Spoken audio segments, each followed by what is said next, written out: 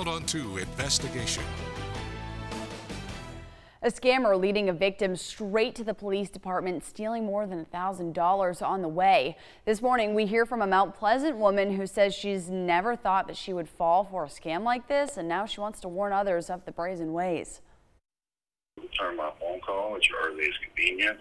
This is the message Patty Winders received this week. This is not an emergency. However, I do need to go over some confidential legal issues with you. The caller identifying himself as Lieutenant Tim Jones with the Summerville Police Department. That department does in fact have an officer by that name and the number prefix the same as the department. He said, "Can I ask you why you were not at court on October 6th as a witness in a juvenile case? We subpoenaed you at your office in Summerville with 2 police officers on August 6th, and you signed the subpoena stating you'd be there." I was like, "No, I didn't." Like, "No, I didn't. That wasn't me. I'm so sorry. I would have been there." And he said, "Okay, well, now we're going to have to start the process because you missed court. So you have a bench warrant out for your arrest. You're in contempt of court. I'm asking who wanted me to be a witness. I can't tell you that, ma'am." The caller told Winders she was under a gag order since the case involved a juvenile. She was under strict orders to not tell anyone or hang up the phone. It's all these terms you have no idea. And of course I want to help, and I'm thinking, what juvenile do I know and how am I supposed to help them? And I don't, they didn't allow me to think or get off the phone. The officer said she had fines for missing court appearances and directed her to go to the bank to pay them and then meet him at the Summerville Police Department. And I'm like, just okay. And it's 4 o'clock in the day and the banks are closing and I'm in the car and I'm in Summerville and I have the maps on to find the ATM and he's on the phone and what's your ETA? And I'm like, I can only get out 800.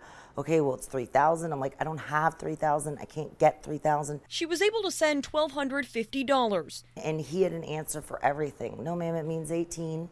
You'll learn more when you get the discovery kit when you meet me at the police station. I'll be waiting for you in the lobby." Minutes before she arrived, the call dropped. I go into the lobby, I bring all these papers, all my notes. Or like, "We spoke to Lieutenant Jones.